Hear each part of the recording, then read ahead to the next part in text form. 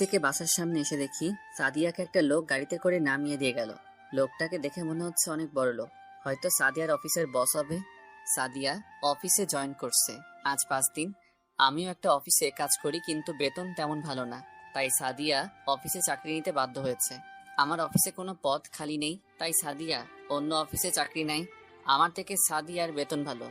আমরা দুজন দুজনকে ভালোবেসে বিয়ে করেছি, কিন্তু আমার আর সাদিয়ার পরিবার মেনে নেয়নি, তাই দুজনে একটা বাসায় ভাড়া থাকি।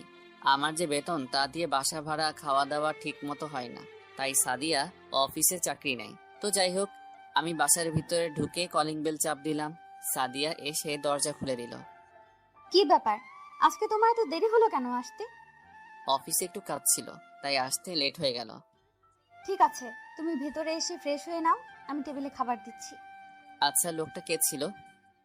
তুমি কার কথা বলছো? তোমাকে যে বাসার সামনে নামিয়ে দিল। ও, তুমি বসের কথা বলছো? আসলে আমি অফিস শেষে রাস্তায় দাঁড়িয়েছিলাম রিক্সার জন্য। তারপর বস এসে আমাকে বললো গাড়িতে ওঠার জন্য, কিন্তু আমি উঠতে চাইনি। ওনার জোরাজুরিতে উঠতে বাধ্য হলাম। তারপর উনি আমাকে বাসার সামনে নামিয়ে দিয়ে গেল। উনি তোমাকে কেন বাসায় নামিয়ে দিয়ে গেল? আসলে এই 5 দিনে বস আমার কাজ দেখে অনেক খুশি হয়। তারপর থেকে উনি আমাকে অনেক ভালো জানে। ও ঠিক আছে, আমি ফ্রেশ হয়ে আসছি, তুমি খাবার রেডি করো। ঠিক আছে, যাও। আমি রুমে এসে ওয়াশরুমে ঢুকে ফ্রেশ হয়ে খাবার খেতে চলে গেলাম। দুজনে খাবার খেয়ে রুমে চলে আসলাম। তারপর সাদিয়া আমাকে জড়িয়ে ধরে শুয়ে পড়লো। দেখতে দেখতে আরো কিছুদিন চলে গেল। এখন সাদিয়া অনেক রাত করে বাসায় আসে, আর মোবাইলে দেখি কার সাথে যেন হেসে হেসে কথা বলে। এখন আমার ঠিক মতো খেয়াল রাখে না। একদিন অফিসের একটা কাজের জন্য অন্য একটা অফিসে যাচ্ছিলাম, হঠাৎ রাস্তার পাশে একটা পার্ক চোখে পড়লো।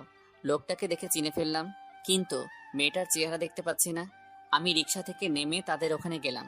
আমি একটু দূরে দাঁড়িয়ে মেয়েটার চেহারা দেখতে গেলাম। তারপর ঠিকভাবে তাকিয়ে যাকে দেখলাম তার জন্য মোটেও প্রস্তুত ছিলাম না। ঠিকই ধরেছেন, সাদিয়া। তার মানে সাদিয়া অফিসের কাজ ফেলে রেখে তার বসের সাথে ঘুরে বেড়ায়। তার মানে সাদিয়া এখন আমার নেই। আমি আর দাঁড়িয়ে না থেকে রিক্সা নিয়ে যে কাজে বেরিয়েছি সেটা করে নিজের কর্মস্থলে চলে আসলাম। অফিস ছুটি হওয়ার পর একটা রিক্সা নিয়ে বাসায় চলে আসলাম। বাসায় এসে দেখি সাদিয়া এখনো বাসায় আসে নাই। আমি চাবি দিয়ে তালা খুলে ভিতরে ঢুকলাম। প্রায় 1 ঘন্টা পর বাহিরে গাড়ির হর্ন বাজলো। আমি জানালা দিয়ে বাইরে তাকিয়ে দেখি সাদিয়া তার বসের গাড়ি থেকে নামলো। সাদিয়ার হাতে দেখি অনেকগুলো শপিং ব্যাগ। বসকে বিদায় দিয়ে সে কলিং বেল চাপ দিল। আমি গিয়ে দরজা খুলে দিলাম। তুমি কখন আসলে? আগে বলো, তোমার হাতে এগুলো কি? আসলে বস আজকে আমাকে শপিং মলে নিয়ে গিয়ে এগুলো কিনে দিছে। আমি মানা করছি, তারপরে উনি জোর করে কিনে দিছে। তাহলে তোমার হাতে এত দামি মোবাইল কোথা থেকে আসলো? তোমার হাতে তো এই মোবাইল ছিল না। এটাও আজকে উনি কিনে দিছে। আমার হাতের মোবাইলের যে অবস্থা তা দেখে বসের অনেক খারাপ লাগছে। ও, তা আজকে অফিসের সময় তুমি কোথায় ছিলে? কেন? আমি তো অফিসে ছিলাম। না, আসলে আজকে আমি তোমার অফিসের পাশ দিয়ে যাচ্ছিলাম। মনে করছি তোমার সাথে দেখা করব, পরে আর করি নাই, দেরি হয়ে যাচ্ছে তাই। আচ্ছা, তুমি কি আমাকে সন্দেহ করছো? আমি ঠিক তা বলিনি। সাদিয়া আর কোনো কথা না বলে রুমে চলে গেল। আমি ভাবতে লাগলাম, সাদিয়া এখন মিথ্যা কথা বলতে শুরু করেছে। যাকে এত বিশ্বাস করছিলাম সে এখন আমার সাথে মিথ্যা কথা বলে। রাতে দুজনে খাবার খেয়ে শুয়ে পড়লাম। হঠাৎ মাঝরাতে ঘুমটা ভেঙে গেল। পাশে দেখি সাদিয়া নেই, হয়তো ওয়াশরুমে গেছে। 30 মিনিট হয়ে গেল, সাদিয়া আসার কোনো খবর নেই। তাই আমি বিছানা থেকে উঠে ওয়াশরুমে গেলাম। দেখি সাদিয়া নেই। বেলকনি থেকে সাদিয়ার হাসা শব্দ আসছে, তাই দেখার জন্য বেলকনিতে গেলাম। গিয়ে দেখি সাদিয়া কার সাথে যেন হেসে হেসে কথা বলছে। তার মানে সাদিয়া তার বসের সাথে কথা বলছে। এমন ভাবে কথা বলছে মনে হয় প্রেমিক প্রেমিকা কথা বলছে। আমি আর দাঁড়িয়ে না থেকে রুমে এসে শুয়ে পড়লাম। প্রায় 30 মিনিট পর সাদিয়া এসে শুয়ে পড়লো। তার মানে সাদিয়া তার বসের সাথে প্রেম করছে। না, আমাকে এটার সত্যিটা জানতে হবে। আসলে কি সাদিয়া তার বসের সাথে প্রেম করছে? সকালে ঘুম থেকে উঠে আমি তো অবাক হয়ে গেলাম। দেখি সাদিয়া বিছানায় নেই। আমি মনে করছি পাকঘরে আছে, কিন্তু আমার ধারণা ভুল। সাদিয়া পাকঘরেও নেই। আবার রুমে এসে দেখি সাদিয়ার ব্যাগ, মোবাইল কিছুই নেই। তার মানে সাদিয়া অফিসে চলে গেছে। কিন্তু এত সকালে তো সাদিয়ার অফিস নেই, তাহলে গেল কোথায়? আমি আমার অফিসের বসকে ফোন দিয়ে বললাম, আজকে আমি অফিসে যেতে পারবো না। আমার বস কিছু বলে নাই। আমি ফ্রেশ হয়ে বাসা থেকে বেরিয়ে সাদিয়ার অফিসে গেলাম। কোথায় যাচ্ছেন? আসলে আমি বসের সাথে দেখা করতে আসছি। আজকে তো বস অফিসে আসবে না। বস একটা কাজের জন্য সিলেট গেছে। বস কি একা গেছে, নাকি ওনার সাথে কেউ গেছে? না, বস একা যায়নি। ওনার সাথে অফিসের কর্মচারী সাদিয়া ম্যাম গেছে। কাজ শেষ করে কখন আসবে? 2-3 দিন লেগে যেতে পারে। ও, আমি আর কোনো কথা না বলে বাসায় চলে আসলাম। সাদিয়া আমাকে একটু বললো না, তার মানে সাদিয়া টাকার কাছে বিক্রি হয়ে গেছে। আমি তো তার স্বামী, আমাকে বলার প্রয়োজন পর্যন্ত করলো না। 3 দিন পরে সাদিয়া বাসায় আসলো, এসে সোজা রুমে চলে গেল, আমার সাথে কথা পর্যন্ত বললো না। এই 3 দিন সাদিয়া আমার খোঁজ খবর নেয়নি। তুমি কাজের জন্য বাইরে যাবে, আমাকে বলে যাওনি কেন? তোমাকে বলার প্রয়োজন মনে করি না। তুমি আমার সাথে এভাবে কথা বলছো কেন? তোমার সাথে কি কথা বলবো? আমি তোমার স্বামী, আমি তোমাকে বলতে পারি। তোর মতো স্বামী থাকার চেয়ে না থাকাই ভালো। তুমি আমাকে তুই তাই করে বলছো কেন? তোর সাথে কিভাবে কথা বলবো? তোকে আমার ভালো লাগে না। তাহলে আমাকে বিয়ে করছো কেন? জীবনে ভুল করলে ওইটাই করেছি, তোর মতো ছেলেকে বিয়ে করে। বিয়ে হয়েছে আজ প্রায় 8 মাস হয়েছে। কি দিয়েছিস তুই?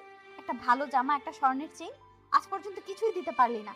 তোর থেকে আমার বস অনেক ভালো আছে, আমাকে গলার চেইন, দামি ফোন, দামি দামি জামা কাপড়, আরো কত কি দিয়েছে। তুমি তো আমাকে ভালোবেসে বিয়ে করছো, আমার টাকা পয়সা কেনা। তাহলে এখন কেন এমন করছো? আসলে তুমি চাও কি? আমি তোর কাছে ডিভোর্স চাই। আমি আর তোর সাথে থাকতে চাই না। ডিভোর্স দিলে তুমি খুশি হবে? আমি অনেক খুশি হব। আমি আমার বসকে বিয়ে করব। তার আছে টাকা পয়সা, বাড়ি গাড়ি। তোর থেকে বস অনেক ভালো। ঠিক আছে, তোমার কাছে ডিভোর্স পেপার পৌঁছে যাবে। তবে মনে রেখো, আমার দরজা তোমার জন্য চিরজীবন বন্ধ থাকবে। আমার কাছে আসতে চাইলেও আমি তোমাকে আর মেনে নিব না। সেটা কোনোদিন হবে না। দেখতে দেখতে আজ 2 বছর চলে গেল। এখন আমি নিজেদের অফিস দেখাশোনা করি। আপনারা হয়তো ভাবছেন আমি নিজেদের অফিস বললাম কেন। আসলে আমার বাবা একজন বিজনেসম্যান। আমার পরিবারে আমি, মা বাবা আর একটা বড় বোন আছি। আর সাদিয়ার মা নেই, তার বাবা দ্বিতীয় বিয়ে করে এবং সাদিয়ার সৎ মা ভালো না। সাদিয়াকে জোর করে বিয়ে দিতে চাইছিল একটা খারাপ ছেলের কাছে। আমি সাদিয়াকে কলেজ লাইফ থেকে ভালোবাসি, তাই আমি সাদিয়াকে কাজী অফিসে বিয়ে করে বাসায় নিয়ে আসি। কিন্তু বাবা আমাদের মেনে নেয়নি, কারণ সাদিয়ারা ছিল গরিব। বাবা বলেছে আমি যদি সাদিয়াকে ভুলে যেতে পারি তাহলে আমাকে বাসায় থাকতে দিবে, আর না হলে বাড়ি থেকে বেরিয়ে যেতে বলছে। আমি আমার ভালোবাসাকে ছেড়ে দিতে পারবো না, তাই সাদিয়াকে নিয়ে বাসা থেকে বেরিয়ে আসি। তারপর একটা বাসা নিয়ে দুজনে থাকতে লাগলাম। আমার কাছে যা টাকা ছিল সব শেষ হয়ে গেছে, এভাবে তো আর চলবে না। তাই অনেক কষ্টে একটা অফিসে চাকরি নেই আমি। দেখতে দেখতে 2 মাস চলে যায়, কিন্তু আমার যে বেতন তা দিয়ে কোনো রকম চলে যায়। তাই সাদিয়া বলল সেও নাকি অফিসে চাকরি করবে। আমি আর না করলাম না, বাসায় একা একা বসে থেকে তারপর সে একটা অফিসে চাকরি নেয়। এরপর কি হলো আপনারা তো জানেন। সাদিয়া আমাকে ছেড়ে যাওয়ার পর আমি নিজের বাসায় চলে আসি। এসে বাবা মার পায়ে পড়ে ক্ষমা চাইছি, আমার ভুল হয়ে গেছে, আমাকে তোমরা মাফ করে দাও। তারপর বাবা মা আমাকে মাফ করে দেয়। এরপর থেকে আমি নিজেদের অফিস দেখাশোনা করি। এখন আমি প্রায় সাদিয়ার কথা ভুলেই গেছি। আজকে অফিসে কিছু পদের জন্য লোক নেওয়া হবে, সবার ইন্টারভিউ আমি নিব। তাই সকালে ঘুম থেকে উঠে ফ্রেশ হয়ে নাস্তা করে গাড়ি নিয়ে অফিসে চলে গেলাম। অফিসের ভিতরে ঢোকার সাথে সাথে সবাই দাঁড়িয়ে আমাকে সালাম দিল। আমি তাদের বসতে বলে নিজের কেবিনে চলে গেলাম। চেয়ারে বসে বসে দুলাভাই তাকে ফোন দিয়ে আমার কেবিনে আসতে বললাম। আসলে দুলাভাই আমাদের অফিসে ম্যানেজারের দায়িত্ব পালন করে। কেমন আছো শালাবাবু? কেবিনে ঢুকে একটা চেয়ার টেনে বসে, এই তো ভালো আছি। সবাই কি আসছে দুলাভাই? সবাই এসে পড়েছে। তাহলে একজন একজন করে আসতে বলো। ওকে, তুমি বসো, আমি পিয়ন চাচাকে বলে দিচ্ছি। বলে রুম থেকে বেরিয়ে গেল। তারপর একজন একজন করে আসতে লাগলো। সবার শেষে একজন মেয়ে বাকি ছিল ইন্টারভিউ নেওয়ার।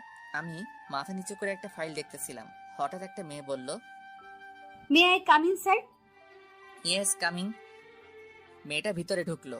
আমি তার চেহারা এখনো দেখি নাই। মেয়েটা আমার সামনে দাঁড়িয়ে রইলো। বসুন, আর সার্টিফিকেটগুলো দেন। এই নেন স্যার।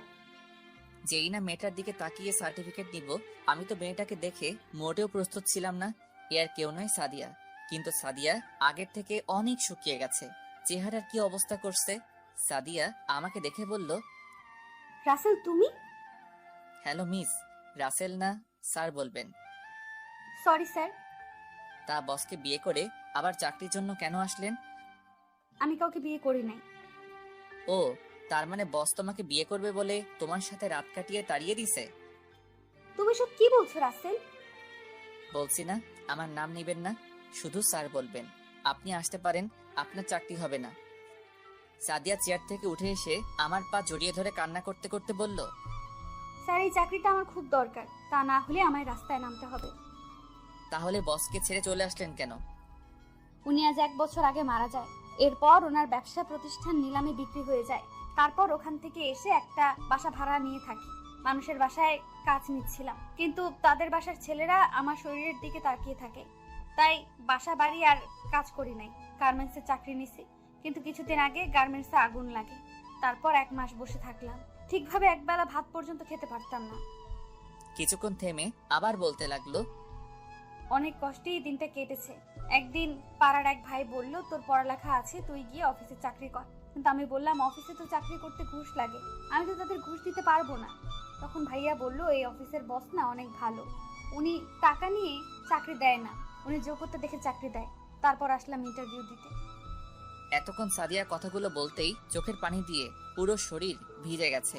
কেমন জানি সাদিয়ার জন্য একটু মায়া হলো, কিন্তু তাকে আরো কষ্ট দিতে হবে। আমি যতটুকু কষ্ট পেয়েছি তার থেকে ওকে আরো বেশি কষ্ট পেতে হবে। আপনাকে আমি চাকরি দিতে পারি, তবে আমার কিছু শর্ত আছে। কি শর্ত বলুন, আমি আপনার সব শর্তে রাজি আছি। আমার এখানে চাকরি করতে হলে আমার কথা মতো চলতে হবে। আমি যখন যা বলবো আপনাকে তাই করতে হবে। অফিসে কারোর সাথে বসে গল্প করা যাবে না। সঠিক টাইমে অফিসে আসতে হবে। ঠিক টাইমে অফিসে আসতে না পারলে বেতন থেকে টাকা কেটে নেওয়া হবে। যদি এসব কিছু অমান্য করেন তাহলে আপনাকে 20 লক্ষ টাকা জরিমানা এবং থানায় ঢুকিয়ে দেওয়া হবে। এবার বলুন, আপনি রাজি? আমি আপনার সব শর্তে রাজি আছি। তাহলে এখানে একটা সই করুন। বলা তো যায় না কোন সময় কথা ঘুরিয়ে নেন। তারপর সাদিয়া সই করে দিল। ঠিক আছে, আপনাকে বেতন দেওয়া হবে 20,000 টাকা করে। এবার আপনি বাসায় চলে যান। কালকে ঠিক টাইমে অফিসে চলে আসবেন, আর অফিস টাইম কিন্তু 9টায়। কথাটা মনে রাখবেন। সাদিয়া মাথা নিচু করে অফিস থেকে বেরিয়ে গেল। তার মানে সাদিয়া এখনো বিয়ে করেনি। নিশ্চয়ই তার বস তাকে ভালোবাসে নাই, ভালোবেসেছে তার শরীরকে। এখন টাকা কোথায় গেল? টাকার জন্য আমাকে ছেড়ে চলে গেছো? আমি তাকে আর কখনো মেনে নিব না। যেই মেয়ে বিয়ের পরে স্বামীকে রেখে অন্য লোকের সাথে প্রেম ভালোবাসা করতে পারে, সেই মেয়েকে কখনো ভালোবাসা যায় না। হঠাৎ পিছন থেকে কে যেন জড়িয়ে ধরলো। আমি তাকিয়ে দেখি রিয়া। এই রিয়া, কি করছো? ছাড়ো, কেউ দেখে ফেলবে। এটা অফিস, কখন কে চলে আসে। তুমি আজকে সকাল আমাকে ফোন দাও নাই কেন? আসলে অফিসের কিছু পদের জন্য লোক নিয়েছিলাম, তাই তোমাকে ফোন দিতে পারি নাই। ঠিক আছে চলো, এখন তো দুপুর হয়ে গেছে, বাইরে গিয়ে দুজনে লাঞ্চ করব। ঠিক আছে চলো। তারপর দুজনে অফিস থেকে বাইরে এসে গাড়ি নিয়ে একটা রেস্টুরেন্টের সামনে গাড়ি থামালাম। গাড়ি থেকে নেমে দুজনে রেস্টুরেন্টে ঢুকলাম। দুজনে খাবার খেয়ে আবার অফিসে চলে আসলাম। রিয়া কিছুক্ষণ থেকে বাসায় চলে গেল। এবার আপনাদের বলি, রিয়া আমাকে ভালোবাসে, কিন্তু আমি তাকে ভালোবাসি না। সত্যি কথা বলতে কি, সাদিয়াকে আমি এখনো ভুলতে পারি নাই। তার জন্য প্রতিদিন রাতে কান্না করি। আজকে তাকে দেখে অনেক খুশি হয়েছি, কিন্তু আগের কথাগুলো মনে পড়তেই রাগ উঠে গেল। বাবা মা রিয়াকে পছন্দ করে রেখেছে আমার জন্য, আমি তো না করে দিছি, কিন্তু রিয়া পাগলামি শুরু করে দিছে। আমি যদি তাকে বিয়ে না করি তাহলে সে আত্মহত্যা করবে। তারপর রিয়াকে আমি বলছি তাকে আমি 6 মাস পরে বিয়ে করব। রিয়াও আমার কথায় রাজি হয়ে গেল, কিন্তু হুটহাট করে সবার সামনে জড়িয়ে ধরে। এটা আমার কাছে ভালো লাগে না। তো যাই হোক, অফিসের কাজ শেষ করে বাইরে এসে গাড়ি নিয়ে বাসায় যেতে লাগলাম। হঠাৎ রাস্তার পাশে চোখ পড়লো। দেখি সাদিয়া রাস্তার পাশে ভ্যান গাড়ি থেকে বাচ্চাদের জন্য জামা কাপড় কিনতে আসে। কিনা শেষ হলে হাঁটতে হাঁটতে কোথায় যেন যেতে লাগলো। আমি তাকে ফলো করে যেতে লাগলাম। যেতে যেতে দেখি সাদিয়া একটা বাসায় ঢুকে গেল। আমি গাড়িটা এক জায়গায় রেখে বাসার পিছন দিকে চলে গেলাম, কারণ বাসাটা ছিল একতলা। পিছন দিকে গিয়ে জানালা দিয়ে ভিতরে তাকিয়ে আমি মোটেও প্রস্তুত ছিলাম না। জানালা দিয়ে তাকিয়ে দেখি সাদিয়া একটা বাচ্চা ছেলেকে বুকের দুধ খাওয়াচ্ছে। তার মানে সাদিয়া অন্য একটা বিয়ে করছে, নাকি তার বসের সাথে অবৈধ সম্পর্ক করার পর বাচ্চা হয়েছে। হতেও পারে যে মেয়ে আমার সাথে মিথ্যা কথা বলতে পারে, সেই মেয়ে এসব করবে না, তার কি প্রমাণ আছে? আমি আর না তাকিয়ে গাড়ি নিয়ে বাসায় চলে আসলাম। কলিং বেল চাপ দেওয়ার পর আম্মু এসে দরজা খুলে দিল। কিরে, এতক্ষণ কোথায় ছিলি? তোর দুলাভাই বললো তুই নাকি অনেকক্ষণ আগে অফিস থেকে বেরিয়েছিস। একটু বন্ধুদের সাথে দেখা করতে গেছি, অনেকদিন হলো তাদের সাথে আড্ডা দেই না, তাই গেলাম। ঠিক আছে, রুমে গিয়ে ফ্রেশ হয়ে আয়, আমি টেবিলে খাবার দিচ্ছি। ঠিক আছে আম্মু, বলে নিজের রুমে চলে আসলাম। এসে ফ্রেশ হয়ে সবার সাথে খাবার খেয়ে রুমে চলে আসলাম। পরের দিন সকালে ঘুম থেকে উঠে ফ্রেশ হয়ে নাস্তা করে গাড়ি নিয়ে অফিসে চলে গেলাম। অফিসের ভিতরে ঢুকে দেখি সাদিয়া চলে এসেছে। তাকে দেখে মনে হচ্ছে অনেক দৌড় দিয়ে অফিসে এসেছে। কারণ তার পুরো শরীর ঘামে ভিজে গেছে। আমি আমার কেবিনে আসার সময় সাদিয়াকে বললাম আমার কেবিনে আসার জন্য। কিছুক্ষণ পর সাদিয়া অনুমতি নিয়ে কেবিনে আসলো। মিস সাদিয়া, দাঁড়িয়ে কেন, বসুন। না স্যার, আমি এভাবেই ঠিক আছি। আমি বলছি না বসার জন্য? জি স্যার। তা বাচ্চার বাবা কি তোমার বস নাকি অন্য কেউ? আপনি জানলেন কিভাবে আমার বাচ্চার কথা? জেনেছি একভাবে। আমি যেটা বলছি সেটার উত্তর দেন। ওর বাবা নেই, আমার নিজের দোষে তার বাবা আমাকে ছেড়ে চলে যায়। কেন চলে যায় তা কি জানতে পারি? সেটা আমি বলতে পারবো না। আমি আর কোনো কথা না বলে দুলাভাইকে ফোন দিয়ে আমার কেবিনে আসতে বললাম। কিছুক্ষণ পর দুলাভাই আসলো। বলো শালাবাবু, কেন রেখেছো? দুলাভাই, মিস সাদিয়াকে তার কেবিনটা দেখিয়ে দেন। আর এই নিন মিস সাদিয়া, দুটো ফাইল। এগুলো আজকে অফিস ছুটি হওয়ার আগে রেডি করে দিবেন। কিন্তু শালল। কি হলো মিস সাদিয়া, আমার কথা আপনি শুনতে পান নাই? জি স্যার, শুনতে পেয়েছি।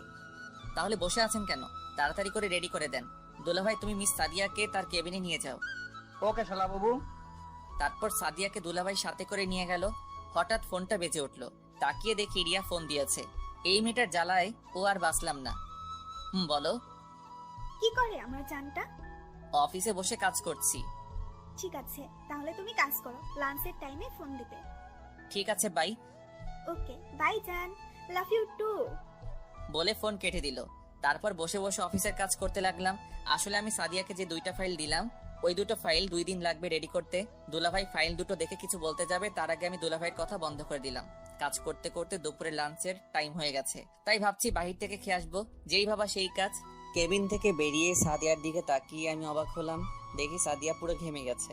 অফিসে এসি চালু, তারপরও সে ঘেমে গেছে। অফিসের সবাই খাবার খেতে চলে গেছে, কিন্তু সাদিয়া এখনো বসে বসে কাজ করছে। আমি দাঁড়িয়ে না থেকে বাইরে এসে গাড়ি নিয়ে রেস্টুরেন্টে চলে গেলাম। খাবার খেয়ে অফিসে এসে দেখি সাদিয়া এখনো কাজ করতে আছে। চেহারা পুরো শুকিয়ে গেছে। আমি মনে মনে বলতে লাগলাম, এখন কেমন লাগছে মিস সাদিয়া? টাকার জন্য আমাকে ছেড়ে চলে গেছো, এখন সে টাকার জন্য আমার অফিসে চাকরি নিছো। কি বলছিল আমার? কেন আমাকে ছেড়ে চলে গেছো? তো যাই হোক, আমি দাঁড়িয়ে না থেকে আমার কেবিনে ঢুকে তো অবাক হয়ে গেলাম। দেখি রিয়া আমার চেয়ারে বসে আছে। তুমি কখন আসলে? আমাকে তো বলেও আসো নাই। তোমাকে বলেছি না দুপুরে আমাকে ফোন দিতে, তুমি ফোন দাও নাই, তাই তোমাকে ফোন না দিয়ে আমি তোমার অফিসে চলে আসলাম। এসেছো, ভালো করছো। আগে বলো দুপুরে খাবার খেয়েছো? খাবার খেয়ে তারপর তোমার অফিসে আসলাম। তো এখন কি খাবে বলো, চা না কফি? আমি ওইসব কিছু খাবো না, আমি অন্য জিনিস খাবো। বলো কি খাবে, আমি বাহির থেকে এনে দিচ্ছি। আমি যে জিনিস খাবো ওইটা বাইরে যাওয়া লাগবে না, তোমার কাছে আছে। মানে আমার কাছে তো খাওয়ার মতো কিছু নেই। দাঁড়াও, আমি দেখাচ্ছি তোমার কাছে খাওয়ার কি জিনিস আছে। বলে চেয়ার থেকে উঠে আমার কাছে এসে যেই না আমার ঠোঁটে কিস করবে, তখন সাদিয়া দরজায় দাঁড়িয়ে বলল, স্যার, আসতে পারি? আসুন। রিয়া আমাকে ছেড়ে দিয়ে রাগে গজগজ করতে লাগলো। স্যার, এই ফাইলটার এখানে কিছু বুঝতেছি না। না বুঝলে অফিসে কাজ করতে আসলেন কেন? আপনি আগে অফিসে চাকরি করছেন, তো এখন বুঝেন না কেন? আসলে এই জায়গাটার অনেক চেষ্টা করছি, কিন্তু মিলাতে পারি না। ঠিক আছে, আপনি ফাইলটা রেখে অন্য ফাইলটার কাজ করুন। ঠিক আছে স্যার। বলে সাদিয়া যেই না সামনে পা বাড়াবে, হঠাৎ সে মাটিতে পড়ে গেল। আমি আর রিয়া তাকে ধরে সোফায় শুয়ে দিলাম। তারপর ডাক্তারকে ফোন দিলাম। কিছুক্ষণ পর ডাক্তার এসে সাদিয়াকে দেখতে লাগলো। দেখা শেষ হলে আমি ডাক্তারকে বললাম, ডাক্তার, কি হয়েছে ওর? আসলে ঠিক মতন খাওয়া দাওয়া না করার কারণে মাথা ঘুরে পড়ে যায় আর বেশি চিন্তায় থাকে। নিয়মিত খাওয়া দাওয়া এবং শরীরের যত্ন নিলে সব ঠিক হয়ে যাবে। ঠিক আছে ডাক্তার, তো এখন কি করব? আমি কিছু ওষুধ লিখে দিচ্ছি, ওগুলো নিয়মিত খেলে ঠিক হয়ে যাবে। আর বলবেন চিন্তা বেশি যেন না করে। ঠিক আছে ডাক্তার, আমি ওকে সব বলে দিব। তাহলে আমি এখন আসি। বলে ডাক্তার চলে গেল। আমি পিয়নকে ডেকে বললাম 1 প্যাকেট বিরিয়ানি নিয়ে আসতে। আমার কারণে আজ ওর এই অবস্থা। কেন আমাকে ধোকা দিয়ে চলে গেল? আর যদি তুমি আমাকে ছেড়ে না যেতে, তাহলে দুজনে কত সুন্দর করে সংসার করতাম। আজ তোমার ভুলের জন্য এত কষ্ট করতে হয় তোমাকে। কিছুক্ষণ পর পিয়ন বিরিয়ানি নিয়ে আসলো। রিয়া বিরিয়ানি হাতে নিল, তারপর সাদিয়াকে শোয়া থেকে উঠিয়ে নিজেতে খাইয়ে দিতে লাগলো। রিয়া মেয়েটা আসলে ভালো, তবে তার যখন তখন জড়িয়ে ধরা আমার ভালো লাগে না। ও আপনাদের তো বলতে ভুলে গেছি, পিয়ন ডাক্তার যে ওষুধ লিখে দিয়ে গেছে ওগুলো সাথে করে নিয়ে আসছে। সাদিয়াকে খাবার খাইয়ে দেওয়ার পর ওষুধ খাইয়ে দিল। আপনি খাওয়া দাওয়া আর এত চিন্তা করেন কেন? আসলে হাতে তেমন টাকা নেই, ঘরে বাজার সদাই কিছু নেই। যে কয় টাকা ছিল ওগুলো দিয়ে বাচ্চার জন্য একটা জামা নিছি আর কিছু খাবার নিছি। সকালে কিছু খেয়ে আসিনি, তাই হঠাৎ মাথা ঘুরে পড়ে যাই। আপনার স্বামী নেই? আছে। তাহলে স্বামী থাকতে আপনি অফিসে কাজ করেন কেন? আর আপনার কেমন স্বামী স্ত্রীকে অফিসে কাজ করতে পাঠায়? আসলে আমার স্বামী আমার সাথে থাকে না, আমার ভুলের জন্য ও আমায় ছেড়ে চলে গেছে। সে চলে যাওয়ার 1 বছর 2 মাস পর আমার কোলে একটা সন্তান জন্ম নেয়। আপনার স্বামী জানে না ওর যে একটা সন্তান হয়েছে? না, ও জানে না। এখন যদি বলি ওর বাচ্চা এটা, সে কখনো আমায় বিশ্বাস করবে না, কারণ তার বিশ্বাস আমি আগেই ভেঙে দিছি। আচ্ছা মিস সাদিয়া, আপনি এখন বাসায় চলে যান। কিন্তু স্যার, এখনো তো অফিসের টাইম শেষ হয় নাই। ওটা আপনাকে ভাবতে হবে না, আপনি বাসায় চলে যান। রাসেল, তুমি কিছু মনে না করলে ওনাকে কি আমি বাসায় পৌঁছে দেব? ঠিক আছে, তুমি নিয়ে যাও। তাহলে আমি একটা কথা বলি। বলো। আমি বলছি কি, ওনার অগ্রিম মাসের বেতনটা দিয়ে দাও। ঠিক আছে, দিচ্ছি। তারপর সাদিয়ার বেতন দিয়ে দিলাম রিয়ার হাতে। রিয়া আমাকে জড়িয়ে ধরে কপালে চুমু দিল। সাদিয়া মাথা নিচু করে ফেললো। লজ্জা পাওয়ার কিছু নেই সাদিয়া, ওর সাথে আমার বিয়ে ঠিক হয়ে আছে। আরো 5 মাস পরে আমাদের বিয়ে। তোমাকে কিন্তু আগে দাওয়াত দিয়ে রাখলাম। দোয়া করি ম্যাম, আপনার যেন সুখে শান্তিতে সংসার করতে পারেন। ঠিক আছে চলো, তবে আমাকে ম্যাম নয়, আমার নাম ধরে ডাকবে। ঠিক আছে। আসি কলিজা। এসো। রিয়া আর সাদিয়া আমার কেবিন থেকে বেরিয়ে গেল, কিন্তু আমার একটা জিনিস মাথায় আসছে না। বিয়ের কথা শুনে সাদিয়া কান্না করলো কেন? হয়তো নিজের স্বামীর বিয়ে নিজের চোখের সামনে দেখতে হবে, তাই কান্না করছে। তো যাই হোক, অফিসের কাজ শেষ করে বাসায় চলে আসলাম। তারপর রাতে খাবার খেয়ে রিয়ার সাথে কথা বলে ঘুমিয়ে পড়লাম। এইভাবে দেখতে দেখতে আরো 1 মাস চলে গেল।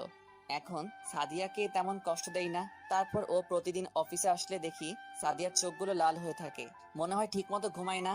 আর রিয়া এখন প্রতিদিন আমার অফিসে আসে, এসে আমাকে জড়িয়ে ধরে কিস করবে, আমার কোলে বসে থাকবে। কিছু বললে বাসায় গিয়ে জিনিস ভাঙা শুরু করে দিবে, তাই কিছু বলি না। ও আপনাদের তো বলতে ভুলে গেছি, আমি সাদিয়াকে ছেড়ে আসার 1 মাস পরে ডিভোর্স পেপার পাঠিয়ে দিয়েছি। সকালে ঘুম থেকে উঠে ফ্রেশ হয়ে নাস্তা করে গাড়ি নিয়ে অফিসে চলে আসলাম। অফিসের ভিতরে ঢুকে সাদিয়ার কেবিনে তাকিয়ে দেখি সাদিয়া এখনো আসেনি, তাই পিয়নকে বলে আসলাম সাদিয়া অফিসে আসলে যেন আমার কেবিনে পাঠিয়ে দেয়। আমি আমার কেবিনে এসে বসলাম। কিছুক্ষণ পর দেখি রিয়া আমার কেবিনে ঢুকে সোজা আমার কোলে বসে গেল আর পুরো চেহারায় চুমু দিতে লাগলো। কি করছো রিয়া? কেউ চলে আসবে। আসলে আসুক, আমি আমার জামাইকে চুমু খাচ্ছি, কার কি যায় আসে। হঠাৎ সাদিয়া আমার কেবিনে ঢুকে গেল, দেখে মনে হচ্ছে অনেক জোরে দৌড়ে আসছে অফিসে। কি ব্যাপার, আপনি বিনা অনুমতিতে আমার কেবিনে ঢুকলেন কেন? আসলে স্যার, অফিসে আসার পর পিয়ন বলল আপনি নাকি পিয়নকে বলেছেন আমি অফিসে আসলে আপনার কেবিনে আসতে বলেছেন, তাই তাড়াহুড়ো করে চলে আসলাম। তাই বলে বিনা অনুমতিতে ঢুকবেন? Sorry sir. তো আজকে অফিসে আসতে এত লেট কেন? আপনি হয়তো শর্তের কথা ভুলে গেছেন। আসলে স্যার, রিমন খুব অসুস্থ, তাকে হসপিটালে নিয়ে গিয়েছিলাম। ডাক্তার দেখে আসতে আসতে লেট হয়ে গেছে। রিমন কে? আমার ছেলের নাম রিমন। তা ছেলের এই নাম কে রেখেছে? এটা তার বাবা বলেছে। আমাদের বিয়ে হওয়ার পর তার বাবা বলেছে আমাদের ছেলে হলে নাম রাখবে রিমন, আর মেয়ে হলে সিনথিয়া। তাই তার বাবার কথাই নাম রেখেছি। আমি আর কিছু বলতে পারলাম না, কারণ আমার আর সাদিয়ার বিয়ে হওয়ার পর আমি বলেছি এই নাম রাখতে। তার মানে সাদিয়া বলতে চাইছে রিমন আমার ছেলে। আমি কিছু বলতে যাব তার আগে রিয়া বলল, তুমি কেমন ছেলেকে বিয়ে করেছো? তোমার খোঁজ খবর একবারের জন্যও নেয়নি। তুমি না হয় একটা ভুল করেছো, তাই বলে সে তোমায় ছেড়ে চলে যাবে? আমি যে ভুল করেছি সে ভুলের কখনো কি ক্ষমা হবে কিনা তা আমি জানি না, তবে একটা কথা বলি, তার জন্য এখনো পথ চেয়ে বসে আছি। আমি দোয়া করি আল্লাহ যেন তোমার স্বামীকে তোমার কাছে ফিরিয়ে দেয়, বাচ্চার কথা ভেবে যেন তোমাকে ক্ষমা করে দেয়। তাহলে আমি এখন আসি স্যার, কেবিনে কাজ পড়ে আছে।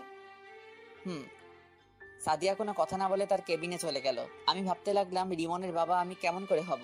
আমি সাদিয়ার সাথে থাকাকালীন শুনি নাই তো যে সাদিয়া প্রেগনেন্ট, তাহলে আমি কি করে রিমনের বাবা হব? না, আমার মাথায় কাজ করছে না। হঠাৎ রিয়া বলল, তুমি কোথায় হারিয়ে গেলে? তোমাকে আমি ডাকছি, তোমার কোনো রেসপন্স নেই। তেমন কিছু না, তুমি বাসায় চলে যাও, আমার হাতে কিছু কাজ আছে, কাজ শেষ করে তোমার সাথে ফোনে কথা বলবো। ঠিক আছে, বাই। রিয়া কেবিন থেকে বেরিয়ে চলে গেল। আমি বসে বসে কাজ করতে লাগলাম, কিন্তু কাজে মন বসাতে পারছি না। তাই অফিস থেকে বেরিয়ে এসে গাড়ি নিয়ে একটা পার্কে চলে আসলাম। হঠাৎ পিছন থেকে কেউ একজন বলল, তুমি এখানে কেন? তারপর আমি তার দিকে তাকিয়ে পুরো অবাক হয়ে গেলাম, কারণ এ হচ্ছে স্বাধীন। আপনারা হয়তো ভাবছেন স্বাধীনকে, আসলে স্বাধীন হচ্ছে আমি আগে যে অফিসে কাজ করতাম ওই অফিসে স্বাধীনও কাজ করতো। কেমন আছিস? তোকে অনেক দিন পরে দেখলাম। আমি ভালো আছি। তুই তো অফিস থেকে আসার পর আমার আর খবর নেস নাই, তুই কোথায় হারিয়ে গেলি? আসলে আমি অফিস থেকে চাকরি ছাড়ার পর নিজের বাড়ি চলে আসি, তারপর এখন বাবার ব্যবসা প্রতিষ্ঠান দেখাশোনা করি। তাই বলে কোনো যোগাযোগ রাখবি না? আসলে নিজের বাড়িতে আসার পর তেমন কারোর সাথে আর যোগাযোগ করা হয়নি। তা এখন কি করিস? এখন আরেকটা অফিসে চাকরি করি, তবে বেতন বেশি না। ভাবছি এই অফিসের চাকরিটা ছেড়ে দিয়ে আরেকটা অফিসে চাকরি নেব। তাহলে তুই আমাদের অফিসে জয়েন কর। ঠিক আছে, তোর নাম্বার দে, চাকরি ছাড়ার পর তোকে ফোন দিব। তারপর সাদিনকে নাম্বার দিয়ে একটা রেস্টুরেন্টে গিয়ে নাস্তা করে সাদিনকে বিদায় দিয়ে গাড়ি নিয়ে বাসায় চলে আসলাম। কলিং বেল চাপ দেওয়ার পর নাদিয়া দরজা খুলে দিল। আপু, কেমন আছিস? তুই কোন সময় আসলি? দুপুরে আসছি। শুনছি তুই নাকি আজকে অফিস থেকে তাড়াতাড়ি বেরিয়ে গেলি। তা কোথায় ছিলি এতক্ষণ? পুরনো একটা বন্ধুর সাথে ছিলাম, অনেকদিন পর দেখা হলো তাই। তা আমার বড়িটা কোথায়? আপুর মেয়ের কথা বলছি, তার মেয়ের নাম বিথি। আব্বু আম্মুর কাছে আছে, তুই রুমে গিয়ে ফ্রেশ হয়ে নে। ঠিক আছে বলে নিজের রুমে চলে আসলাম।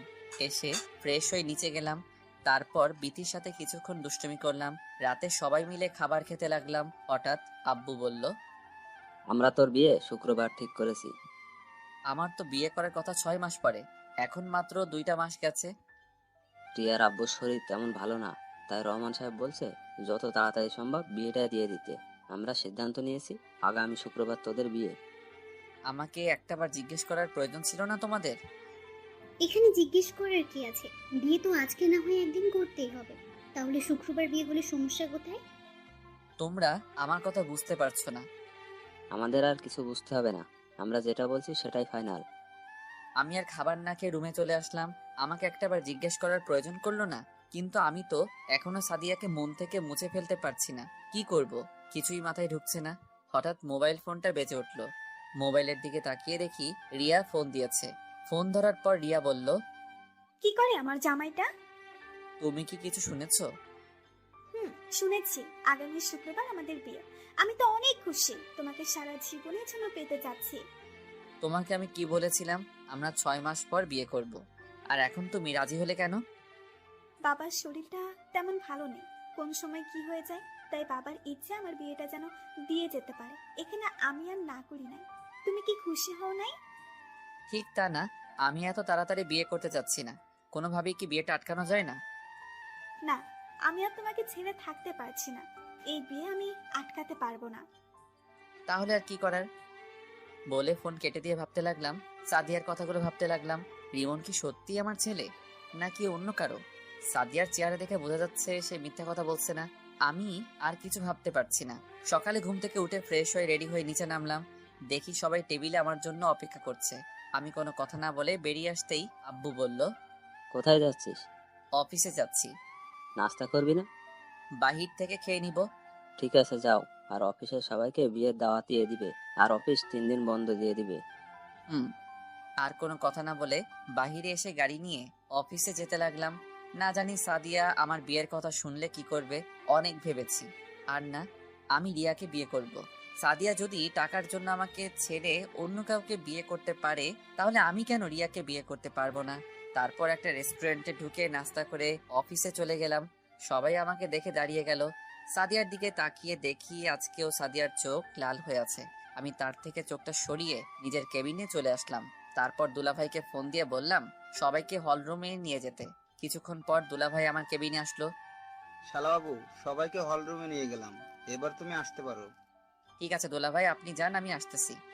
দুলাভাই কেবিন থেকে বেরিয়ে গেল। আমি আর বসে না থেকে হল রুমে চলে আসলাম। তারপর সবার উদ্দেশ্যে বলতে লাগলাম, আপনারা হয়তো ভাবছেন আপনাদের সবাইকে কেন হল রুমে নিয়ে আসলাম। জি স্যার, বলুন কেন রেখেছেন?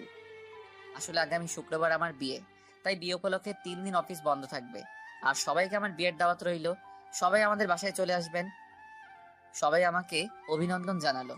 সাদিয়ার দিকে তাকিয়ে দেখি মাথা নিচু করে আছে, হয়তো কান্না করছে। সবাই বেরিয়ে গেল।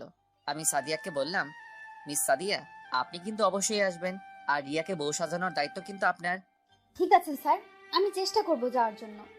চেষ্টা না, আপনাকে আসতে হবে। ঠিক আছে স্যার। বলে দৌড়ে হলরুম থেকে বেরিয়ে গেল। অনেক কষ্ট হচ্ছে তাই না? তুমিও আমাকে ছেড়ে চলে যাওয়ার পর আমারও অনেক কষ্ট হয়েছে। এখন কেন কষ্ট পাচ্ছ? টাকাওয়ালা দেখে চলে গেছো, এখন সে টাকার জন্য নিজের স্বামীর অফিসে চাকরি করছো। তোমাকে তো আমি মন থেকে ভালোবেসেছি, তাহলে কেন আমাকে ছেড়ে চলে গেলে? হলরুম থেকে বেরিয়ে নিজের কেবিনে চলে গেলাম। আসার সময় দেখলাম সাদিয়া মাথা নিচু করে বসে আছে। দেখতে দেখতে একদিন চলে গেল। আজ আমার গায়ে হলুদ। মার্কেট থেকে কিছু কেনাকাটা করে বাসার ভিতরে ঢুকতেই দারোয়ান আমাকে ডাক দিল। আমি গাড়ি পার্কিং করে দারোয়ান চাচার কাছে আসলাম। কেন ডেকেছো চাচা? রাসেল বাবাজি, একটা মেয়ে এসে খামটা তোমাকে দিতে বললো। তুমি মেয়েটাকে চিনতে পেরেছো? নাম টাম কিছু জিজ্ঞাসা করছো? না বাবা, আমি এসব কিছু জিজ্ঞেস করতেই পারিনি, তার আগেই মেয়েটা চলে গেল। আচ্ছা ঠিক আছে, আমি রুমে গেলাম বলে বাসার ভিতরে চলে আসলাম। তখন আম্মু বলল, কিরে, কোথায় গিয়েছিলি? আম্মু কিছু মার্কেট করতে গিয়েছিলাম। ঠিক আছে, ফ্রেশ হয়ে রেডি হয়ে আয়, কখন মেহেদি লাগাবো? সবাই তোর জন্য বসে আছে। ঠিক আছে আম্মু, আমি রেডি হয়ে আসতেছি বলে নিজের রুমে চলে আসলাম। রুমে এসে মার্কেটগুলো আর খামটা বিছানায় রাখলাম। তারপর ওয়াশরুমে ঢুকে ফ্রেশ হয়ে রেডি হতে লাগলাম। হঠাৎ খামটার দিকে চোখ পড়লো। ওপর দিয়ে কিছুই লেখা নেই, কেন জানি মন বলছে খামটা খুলে দেখতে। তাই বিছানায় বসে খামটা খুলে দেখি একটা চিঠি। তারপর আমি চিঠিটা পড়তে লাগলাম। প্রিয় স্বামী, হয়তো ভাবছো তোমাকে স্বামী বললাম কেন, কারণ তুমি এখনো আমার স্বামী। কারণ আমি তোমার ডিভোর্স পেপারে সাইন করি নাই। তোমাকে আজ সব সত্যি কথা খুলে বলছি। সামনাসামনি বললে হয়তো তুমি আমাকে বিশ্বাস করতে না, তাই চিঠি লিখে দিলাম। আমি যখন অফিসে চাকরিতে ঢুকি তার কিছুদিন পর আমি হঠাৎ অফিসে মাথা ঘুরে পড়ে যাই। তখন অফিসের বস, যাকে তুমি খারাপ বলছো, আমি বলি ওনার মতো ভালো মানুষ হয় না। ওই দিন মাথা ঘুরে পড়ে যাওয়ার সময় বস তার গাড়িতে করে হসপিটালে নিয়ে আসে। তারপর আমাকে কিছু পরীক্ষা করে। পরীক্ষা করার পর ডাক্তার বলল 7 দিন পরে আসতে। তখন বলতে পারবে আমার কি হয়েছে। ওই হসপিটাল থেকে বেরিয়ে বসের গাড়ি করে বাসায় আসার সময় একটা পার্কের পাশে রাস্তায় গাড়ি নষ্ট হয়ে যায়। তখন গাড়িটা ঠিক করতে দেয় রাস্তার পাশের ওয়ার্কশপে। তারপর বস আর আমি কিছুক্ষণ বসে থাকি পার্কের ভেতরে। গাড়ি ঠিক করার পর গাড়ি নিয়ে বস একটা শপিং মলে চলে যায়। তারপর জোর করে আমাকে মার্কেট করে দেয়, সাথে একটা মোবাইল। তুমি হয়তো ভাবছো বস এগুলো আমাকে কেন দিল। আসলে বস আমার কাজ দেখে এগুলো আমাকে দিয়েছে। তারপর 7 দিন পর যখন বস সহ হসপিটালে গিয়ে রিপোর্ট আনতে যাই, তখন ডাক্তার আমাকে কিছু বলছে না, শুধু মাথা নিচু করে আছে। তারপর জোরাজোরি করতে লাগলাম। তারপর ডাক্তার যেটা বলল সেটা শোনার জন্য মোটেও প্রস্তুত ছিলাম না। ডাক্তার বলল আমার মাথায় নাকি একটা টিউমার হয়েছে, আর টিউমারটা এমন জায়গায় হয়েছে এটা নাকি অপারেশন করতে পারবে না। আমি আর দুনিয়ার সামান্য দিনের অতিথি, আর আমি কখনো মা হতে পারবো না। এটা শুনে আমি অনেকটা ভেঙে পড়লাম। তারপর ডিসিশন নিলাম তোমার সাথে আমি খারাপ হয়ে যাব, তাই আমি তোমার খেয়াল রাখা ছেড়ে দিলাম। মাঝরাতে মোবাইল কানে নিয়ে এমনি হেসে হেসে কথা বলতাম, যাতে তুমি আমাকে সন্দেহ করো। সেদিন রাতে বস ফোন দিয়ে বলল সিলেটে নাকি বিদেশ থেকে ডাক্তার এসেছে, সকালে ভোরে ভোরে রওনা দিবে। একবার ওনাকে দেখাই, দেখি উনি কি বলে। আমি না করেছিলাম। তারপর ওনার জোরাজোরিতে সকালে ঘুম থেকে তোমাকে না বলেই বসের সাথে সিলেটে চলে গেলাম। সিলেটে গিয়ে বিদেশ থেকে আসার ডাক্তারের কাছে দেখালাম। উনি আমাকে দেখে বলল আমার অপারেশন করতে পারবে, তবে বাঁচার সম্ভাবনা 3%। তারপর বস বলল অপারেশন করবে। তারপর ডাক্তার 7 দিন পর যেতে বলল। এরপর ঢাকায় এসে তোমার সাথে ওই কথাগুলো বলি, আমি অপারেশন করলে আমি বাঁচবো না, তাই তুমি যেন আমাকে ভুল বুঝে চলে যাও এবং নতুন জীবন শুরু করো। এই কারণে তোমার কাছে আমি খারাপ হয়েছি। সত্যিটা বললে তুমি আমার জন্য চিন্তা করতে, আমি তা চাই না। এর কয়েকদিন পর আবার সিলেটে চলে গেলাম।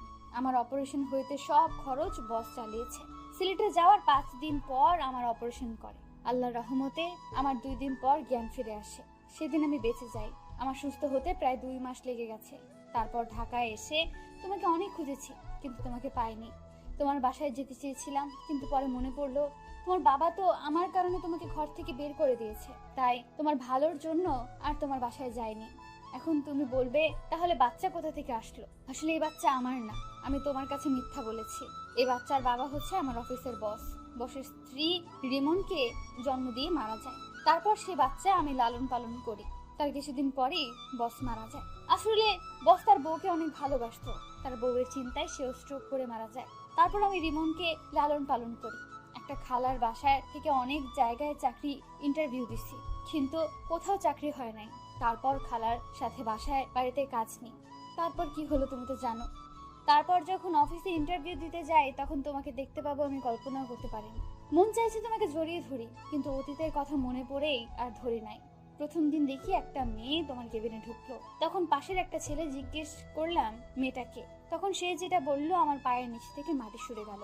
ও বলেছে তোমার আর রিয়ার বিয়ে ঠিক হয়ে আছে। আমি মনে করেছি তোমাকে যখন পেয়েছি তাহলে আবার আপন করে নেব, সব সত্যি বলে দেব। কিন্তু যতবার তোমার কাছে যাব ততবার রিয়া অফিসে চলে আসে। এর কিছুদিন পর যখন তুমি বললে তোমার বিয়ে, আমি তখন কি করব ভেবে পাচ্ছি না। তখন সিদ্ধান্ত নিলাম আমি আর এখানে থাকবো না, অনেক দূরে রিমনকে নিয়ে চলে যাব। আমি নিজের চোখে তোমার বিয়ে দেখতে পারবো না, তাই অনেক দূরে চলে গেলাম। আমাকে খুঁজেও পাবে না। তুমি রিয়াকে নিয়ে সংসার করো। আমি দোয়া করি আল্লাহ যেন তোমাদের দুজনকে সারা জীবন একসাথে রাখে। ইতি তোমার হতভাগা স্ত্রী। আমি পুরো পড়ে চোখের পানি ফেলতে ফেলতে জামা কাপড় ভিজিয়ে ফেলেছি। আমি কি করলাম? একটা নির্দোষ মেয়েকে খারাপ বললাম? আমি কি করে পারলাম এমনটা করতে? আমি কোনোরকম চোখের পানি মুছে একটা জামা গায়ে দিয়ে বাসা থেকে বেরিয়ে গাড়ি নিয়ে সাদিয়া যেখানে থাকতো সেই বাসায় গেলাম। কিন্তু গিয়ে দেখি বাসায় তালা মারা। সাদিয়াকে খুঁজতে লাগলাম পুরো শহরে। হঠাৎ একটা ট্রাক এসে আমার গাড়িটাই মেরে দিল। আমার গাড়িটা একটা গাছের সাথে বাড়ি খায়। তারপর আর আমার কিছু মনে নেই। দেখতে দেখতে 3 বছর চলে গেল। আপনারা হয়তো ভাবছেন এই 3 বছরে কি হলো। আসলে আমি অ্যাক্সিডেন্ট হওয়ার পর 2 বছর কোমায় ছিলাম। আমার মাথায় অনেক জোরে আঘাত লাগে। 2 বছর পর যখন কোমা থেকে ফিরিয়ে আসি, তারপর এই বছর ধরে সাদিয়াকে খুঁজতে লাগলাম। অনেক জায়গায় খুঁজেছি সাদিয়াকে, কিন্তু কোথাও পাইনি। কোমা থেকে আসার পর 6 মাস খুঁজেছি। তারপর থেকে অফিস দেখাশোনা করি, অফিসের ফাঁকে ফাঁকে বিভিন্ন জায়গায় খুঁজতে বের হই। এখন আপনারা বলবেন রিয়ার কি হলো। আসলে রিয়া 2টা বছর আমার সেবা যত্ন করেছে। মেয়েটা আমাকে সত্যি অনেক ভালোবাসে, কিন্তু আমি সাদিয়াকে ছাড়া কিছু ভাবতে পারছি না। বাবা মা অনেকবার বলেছে রিয়াকে বিয়ে করতে, আর রিয়াও জেনে গেছে সাদিয়া আর আমার সম্পর্কের কথা। তো যাই হোক, বিকালে অফিস শেষে বাসায় চলে আসলাম। গাড়ি পার্কিং করে দরজায় কলিং বেল চাপ দিলাম। রিয়া এসে দরজা খুলে দিল।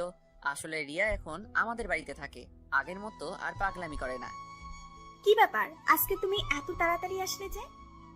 আজকে আর সাদিয়াকে খুঁজতে গেলাম না, তাই বাসায় চলে আসলাম।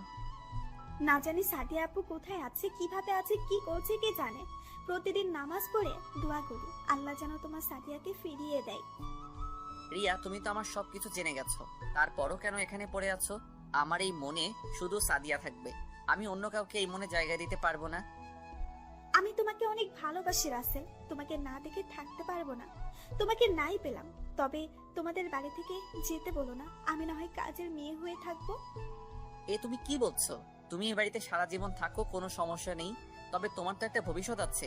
কতদিন এভাবে পড়ে থাকবে? তুমি যেমন সাদিয়াকে তোমার মনে জায়গা দিয়েছো, তেমন আমার এই মনে তোমাকে জায়গা দিয়েছি। আমি তোমাকে ছেড়ে অন্য কোথাও থাকতে পারবো না। তুমি আমাকে বিয়ে করে কখনো সুখী হতে পারবে না। আমি বলি তুমি অন্য কাউকে বিয়ে করো। আমি আর কখনো বিয়ে করব না।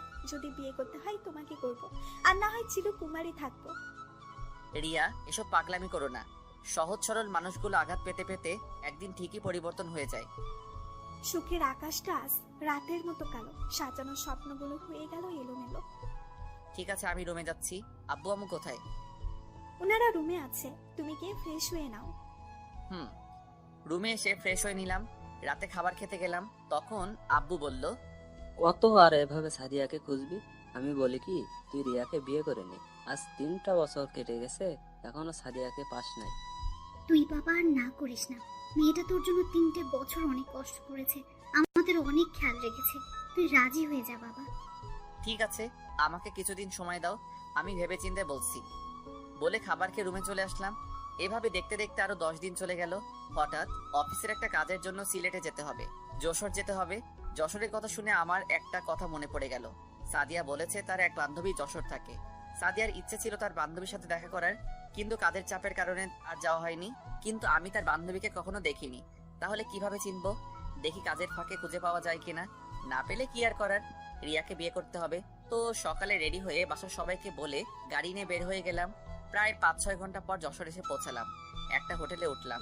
রুমে এসে ফ্রেশ হয়ে দুপুরের খাবারের জন্য বাইরে গেলাম। হোটেলেও খাওয়া যায়, অর্ডার দিলে রুমে দিয়ে যায়, কিন্তু বাইরে যাচ্ছি সাদিয়াকে খোঁজার জন্য। একটা রেস্টুরেন্টে ঢুকে খাবার খেয়ে বাইরে আসলাম। গাড়ি নিয়ে বের হলাম না। বাইরে এসে দেখি একটা পার্ক দেখা যায়, তাই পার্কে চলে গেলাম। চারপাশে দেখতে লাগলাম কত কাপল জোড়া হয়ে বসে আছে। হঠাৎ একটা বাচ্চা ছেলের দিকে চোখ পড়লো। দেখি বাচ্চাটা অনেক সুন্দর, কি সুন্দর একা একা খেলা করছে। ছেলেটাকে দেখে বোঝা যায় 4 বছরের বাচ্চা, তাই দাঁড়িয়ে না থেকে তার কাছে গেলাম। তোমার নাম কি বাবু? আমি বাবু না, আমি কত বড় হয়ে গেছি। ও মা, তাই? তা তোমার নাম কি? জাহিদ হাসান রিমন। নামটা শুনে কেমন বুকটা কেঁপে উঠলো। রিমন নাম তো সাদিয়ার বসের ছেলের নাম ছিল, তাহলে কি সেই রিমন? তখন আমি তাকে আবার বললাম, তা তুমি কার সাথে এসেছো? আমার ফুপির সাথে। কোথায় তোমার ফুপি? ফুপি আমার জন্য আইসক্রিম আনতে গেছে। ও, তোমার আম্মু কোথায়? ও অফিসে গেছে। হঠাৎ পিছন থেকে একটা মেয়ে বলল, এই নাও রিমন তোমার আইসক্রিম। ফুপি তুমি এসেছো, দাও আমার আইসক্রিম। মেয়েটা রিমনকে আইসক্রিম দিল। আমাকে দেখে বলল, আপনি কে? আপনাকে তো ঠিক চিনতে পারলাম না। জি আমি রাসেল, আমি ঢাকা থেকে এসেছি। এখানে একটা অফিসে কিছু কাজ ছিল, তাই আসা আর কি। ও, আমি মিম, বর্তমানে একটা অফিসে কাজ করি, আর আমার স্বামী অন্য একটা অফিসে চাকরি করে। আজকে শরীরটা ভাল লাগছে না, তাই অফিসে যাইনি। রিমন বাহান্ন ধরলো সে একটু বাইরে ঘুরতে যাবে, তাই তাকে নিয়ে পার্কে আসলাম। আচ্ছা, রিমনের বাবা কোথায়? ও তো বলল ওর মা অফিসে চাকরি করে, তাহলে বাবা কোথায়? ওর বাবা থেকেও নেই। মানে? আমি এখন কিছু বলতে পারবো না, আমার বাসায় যেতে হবে। রিমনের মা আর আমার স্বামী অফিস থেকে আসার সময় হয়ে গেছে, আপনাকে অন্য এক সময় বলবো। আর কোনো কথা না বলে মিমে রিমনকে নিয়ে চলে গেল। আমার কেমন জানি মনে হচ্ছে এই সেই রিমন। আর কিছু না ভেবে হোটেলে চলে আসলাম। পরের দিন সকালে ঘুম থেকে উঠে ফ্রেশ হয়ে বাইরে এসে গাড়ি নিয়ে যে অফিসে কাজের জন্য আসলাম সে অফিসে চলে গেলাম। অফিসের ভিতরে ঢুকে পিয়নকে বললাম, বসের কেবিন কোনটা? পিয়ন আমাকে বসের কেবিন দেখিয়ে দিল। আমি বসের কেবিনের সামনে গিয়ে দাঁড়ালাম আর বললাম, আসতে পারি ভিতরে? আরে রাসেল সাহেব যে, আসুন। আমার কত বড় সৌভাগ্য আপনার মতো একজন বিজনেসম্যানের সাথে কাজ করব। আপনি আমার থেকে বড়, সো আমাকে আপনি না করে তুমি করে বললে খুশি হব। ওকে ঠিক আছে, তা বলো চা না কফি কোনটা? চা হলে চলবে। তারপর তিনি পিয়নকে ডাক দিলেন, 2টা চা নিয়ে আসতে বললেন। কিছুক্ষণ পর পিয়ন চা দিয়ে গেল। দুজনে চা খেতে খেতে কাজের সম্বন্ধে কথা বললাম। সবকিছু ঠিক করে কেবিন বাইরে আসতেই ঠাস একটা মেয়ের সাথে ধাক্কা খেয়ে পড়ে গেলাম। আমি তাড়াতাড়ি উঠে গেলাম। মেয়েটাও উঠিয়ে শাড়ি ঠিক করতে লাগলো। এখনো মেয়েটার চেহারা দেখি নাই, কারণ মেকআপ পরে আছে। সরি, আমি খেয়াল করি নাই। মেয়েটা আমার দিকে তাকিয়ে আছে। চোখের দিকে তাকিয়ে দেখি চোখ দিয়ে পানি পড়ছে। আমার কেমন যেন চেনা চেনা লাগছে। আমি আবার বললাম, আপনি কান্না করছেন কেন? চোখে কি যেন পড়েছে। ওর কণ্ঠ কেমন যেন চেনা চেনা লাগছে। ও আচ্ছা, আপনি অফিসে মেকআপ পরে থাকেন সব সময়? আমার এই চেহারা শুধু আমার স্বামী ছাড়া আর কেউ দেখতে পারবে না। আপনার স্বামী কোথায়? আর আপনার নাম কি? আমার মৃত্যু, আমার স্বামী আর একটা বিয়ে করছে, সে আমার সাথে থাকে না। আপনি? আমি রাসেল, একটা কাজের জন্য এই অফিসে আসা। আপনার বউ বাচ্চা তারা? আমার বউ আমার ভালোর জন্য আমাকে ছেড়ে চলে গেছে। তারপর আপনি বিয়ে করছেন না? আমার জীবনে সাদিয়া ছাড়া অন্য কেউ আসবে না। ওকে আজ একটা বছর ধরে খুঁজেছি, কিন্তু কোথাও পাইনি। আপনার বউ আপনাকে ছেড়ে গেছে আজ 1 বছর হয়েছে। না, আজ 3 বছর। তাহলে 2 বছর কি হয়েছে আপনার? তাহলে শুনুন। তারপর সবকিছু খুলে বললাম। দেখি মেয়েটা বারবার চোখের পানি মুছতে আছে। আপনি কান্না করছেন কেন? আপনার কথাগুলো শুনুন। আচ্ছা, পরে কথা বলবো, আমি এখন যাই। এখন কোথায় যাবেন? এখানে একটা হোটেলে উঠেছি, কাজ শেষ হলে ঢাকায় ফিরে যাব। ও আচ্ছা, ঠিক আছে, যান। আমি আর কোনো কথা না বলে হোটেলে চলে গেলাম। তারপর ফ্রেশ হয়ে দুপুরের খাবার খেয়ে একটা ঘুম দিলাম। বিকেলে ঘুম থেকে উঠতে দেখি একটা মেয়ে আমাকে জড়িয়ে ধরে শুয়ে আছে। চুলের জন্য মেয়েটার চেহারা দেখা যায় না। আমি আস্তে করে যেই না চুলগুলো মুখের সামনে থেকে সরিয়ে চেহারা দেখলাম, তার চেহারা দেখে আমি মোটেও প্রস্তুত ছিলাম না। কি ভাবছেন সাদিয়া? আরে না, রিয়া। রিয়া কখন আসলো? তার চেয়ে বড় কথা হলো, রিয়া আমার রুমে ঢুকলো কিভাবে? আর প্রায় বাড়িতে থাকলে রাতে এসে আমাকে জড়িয়ে ধরে শুয়ে থাকে। আমি অনেকবার রিয়াকে মানা করছি, কিন্তু সে আমার কথা শুনে না। তার নাকি আমাকে জড়িয়ে ধরে শুয়ে থাকতে ভালো লাগে। তারপর থেকে আমি তাকে আর কিছু বলি না। তো যাই হোক, আমি রিয়াকে বুকের উপর থেকে সরিয়ে দিলাম। রিয়ার ঘুমটা ভেঙে গেল। তুমি এখানে কেন? আর কখন আসলে? আমার রুমে ঢুকলে কিভাবে? আস্তে আস্তে, এতগুলো প্রশ্ন একসাথে করলে কোনটা আগে বলবো? ওকে বলো। বাসার থেকে তুমি চলে আসার পর বাসাটা কেমন যেন ফাঁকা ফাঁকা লাগছে। তোমাকে ছাড়া আমি থাকতে পারি না। গতকাল তুমি আঙ্কেল আন্টির সাথে কথা বলার সময় আমি জানতে পারি তুমি এখানে আছো, তাই সকালে কাউকে না বলে সোজা এখানে চলে আসি। তা বুঝলাম, কিন্তু আমার রুমে ঢুকলে কিভাবে? চাবি তো আমার কাছে ছিল। ম্যানেজারকে বলেছি আমি তোমার আত্মীয় এবং তোমার বাবা মা তুমি আর আমি একসাথে ছবি তুলেছি, ওগুলো ম্যানেজারকে দেখিয়েছি। তারপর তিনি এক্সট্রা চাবি দিয়ে দরজা খুলে দিল। আসবে যখন, তাহলে আমি আসার সময় বলো নাই কেন? তাহলে দুজনে একসাথে আসতাম। বলি নাই বেশ করেছি, আমার অনেক খিদে লেগেছে, তুমি খাবার নিয়ে আসো, আমি ফ্রেশ হয়ে আসছি। চলো, বাইরে গিয়ে রেস্টুরেন্টে খাবার খাবে আর সিলেট শহরটা ঘুরে দেখবে। আসলে বাইরে গেলে সাদিয়াকে খুঁজতে পারবো, তাই বললাম।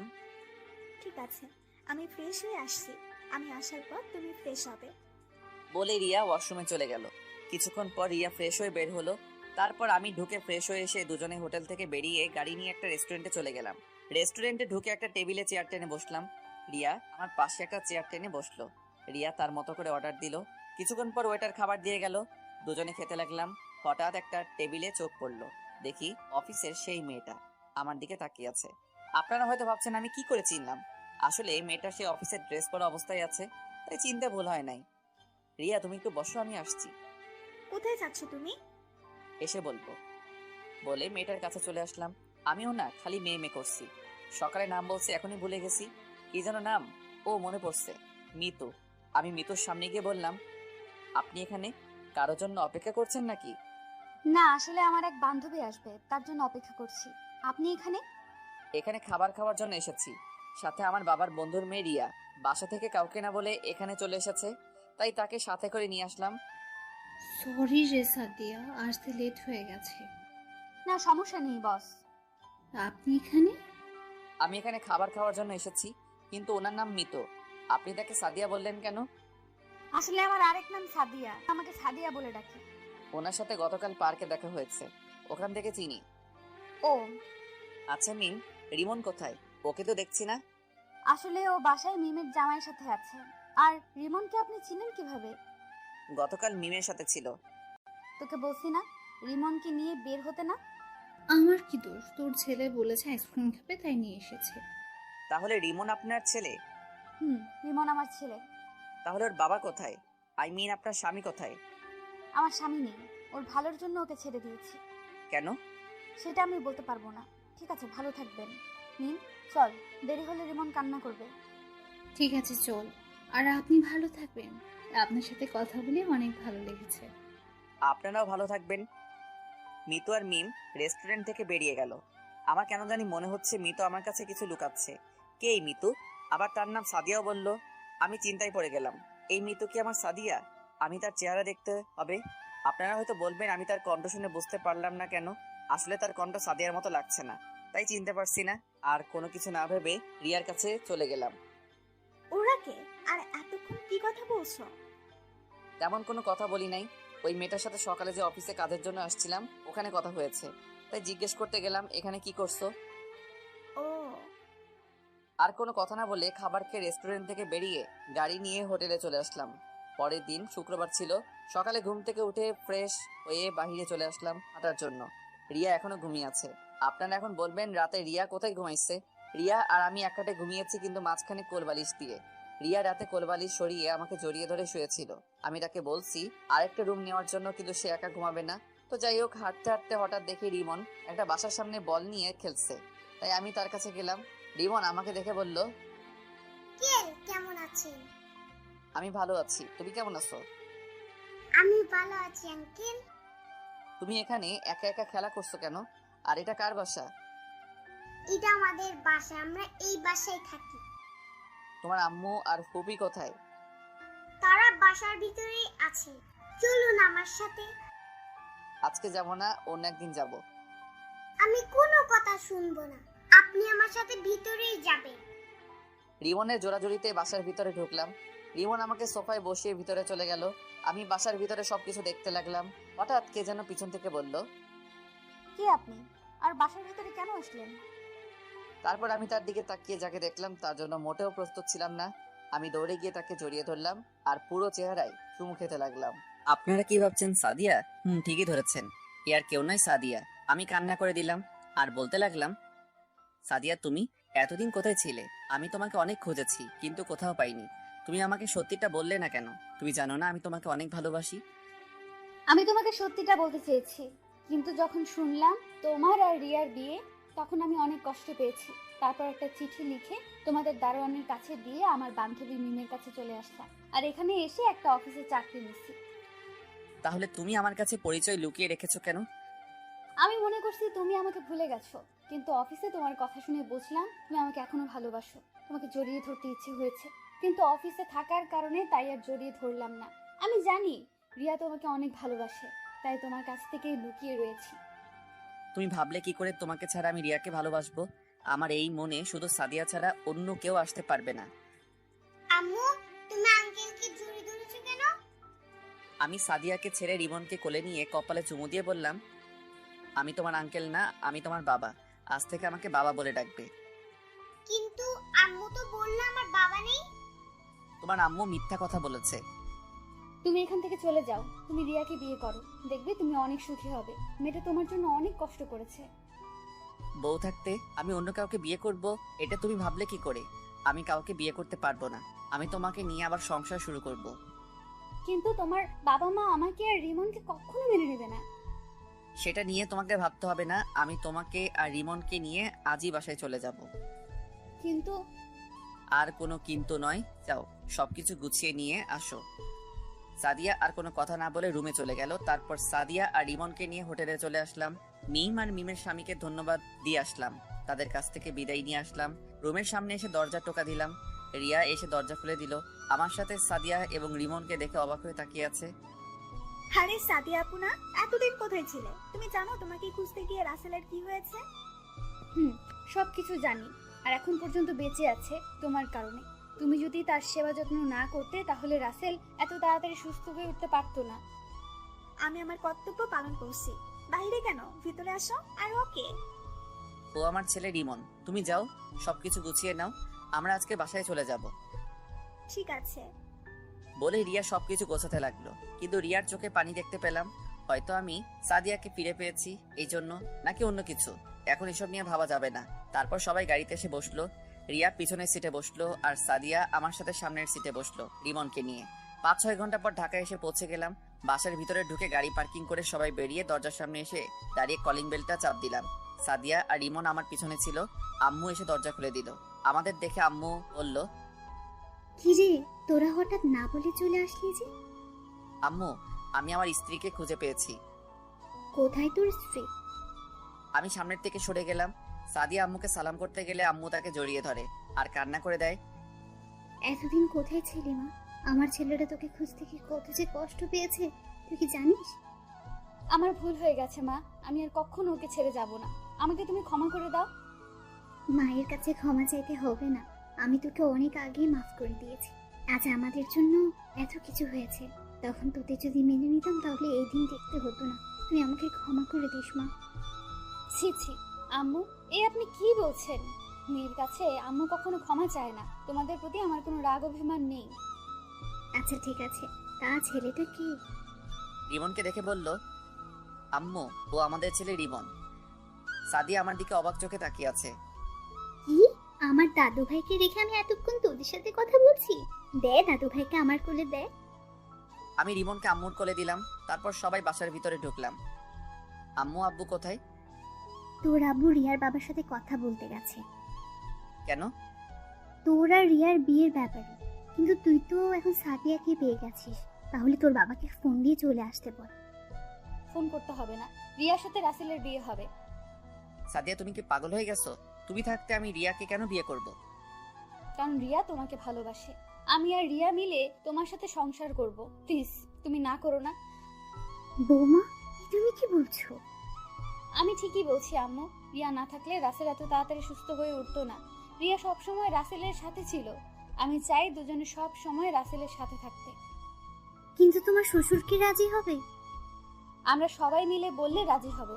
প্লিজ আম্মু, তুমিও রাজি হয়ে যাও। ঠিক আছে, আমি রাজি। তোমার যা মন চাই করো। ঠিক আছে আম্মু। আর রিয়া, তুমি পারবে না আমার সাথে থেকে সংসার করতে? রিয়া কোনো কথা না বলে সাদিয়াকে জড়িয়ে ধরে কান্না করে দিল। আমি পারবো আপু। এই তো লক্ষ্মী মেয়ে। আরো কিছুক্ষণ কথা বলে আমি আর সাদিয়া নিজের রুমে চলে আসলাম। রিমনকে আম্মু সাথে করে নিয়ে গেল। তারপর ফ্রেশ হয়ে খাবার খেয়ে রুমে চলে আসলাম। সন্ধ্যায় আব্বু বাসায় আসলো। কিছুক্ষণ পর আম্মু এসে ডেকে গেছে। আমি আর সাদিয়া একসাথে নিচে আব্বুর সামনে গেলাম। সাদিয়া আব্বুর পা ধরে সালাম করলো। সাদিয়া মা, তুমি আমাকে ক্ষমা করে দিও। আমার জন্য আজ তোমাদের এই অবস্থা হয়েছে। এ কি বলছেন আব্বু? বাবা হয়ে কখনো মেয়ের কাছে ক্ষমা চাইতে হয় না। ঠিক আছে মা, কিন্তু তুমি তোমার শাশুড়িকে বলছো, এটা কি ঠিক হবে? বাইরের মানুষ কি বলবে? তাদের কথায় আমাদের কিচ্ছু আসে যায় না। আপনি সব কিছু ঠিক করেন। আমি রিয়াকে সাথে নিয়ে রাসেলের সাথে সংসার করতে রাজি আছি। ঠিক আছে মা, তাহলে আগামীকাল ছোট অনুষ্ঠান করে তোমাদের বিয়ে দিব। ঠিক আছে আব্বু, আপনি যা মনে করেন। দেখতে দেখতে আমাদের বিয়ে হয়ে গেল। রিয়ার পরিবার প্রথমে একটু অপ্রস্তুত ছিল, কিন্তু রিয়ার চোখের পানি দেখে আর না করতে পারে নাই। সাদিয়াকে আবার বিয়ে করলাম। দুই বউ রুমে বসে আছে। আমি রুমে ঢুকে দরজা লাগিয়েছিলাম। বাহ বাহ, দুই বউ খাটের উপর ঘোমটা দিয়ে বসে আছে। রিমন আব্বু আম্মুর সাথে ঘুমিয়ে পড়েছে। আমাকে দেখে দুই বউ খাট থেকে নেমে আমার পা ধরে সালাম করলো। আমি দুজনকে জড়িয়ে ধরলাম। তারপর দুই বউ আর আমি উজু করে এসে 2 রাকাত নফল নামাজ আদায় করলাম। সাদিয়া আর রিয়া খাটে গিয়ে বসলো, আমিও খাটে গিয়ে বসলাম। আগে সাদিয়ার ঘোমটা তুললাম। সাদিয়াকে অনেক সুন্দর লাগছে। এবার রিয়ার ঘোমটা তুললাম। বাহ, যেন একটা পরী। আমি তাদের দুজনের দিকে তাকিয়ে দেখতে লাগলাম। সাদিয়া আর রিয়া যেটা করলো তার জন্য মোটেও প্রস্তুত ছিলাম না। দুজনে আমাকে খাটে ফেলে দিয়ে পুরো শরীরে কিস করতে লাগলো। ভাই, জীবনে বাইচা থাকলে দুজনকে কখনো বিয়ে করবেন না। এভাবে কি খালি তাকিয়ে থাকবে? বাসর করবে না? তোমরা দুজন একসাথে আমার যে অবস্থা করলে, আমার বাসর করা মিটে গেছে। তোমরা আমাকে ছেড়ে দাও। তুমি বললে তো আর হবে না, আমাদের একটা বাংলাদেশ টিম লাগবে। তাহলে তো আমাকে অনেক পরিশ্রম করতে হবে। করতে হলে করবে।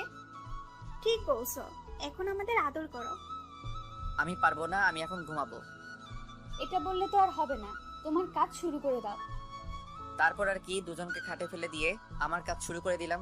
আরে ভাই, আর সামনে দেখতে হবে না, বিয়ে করে দেখে নিবেন আমি কি করছি।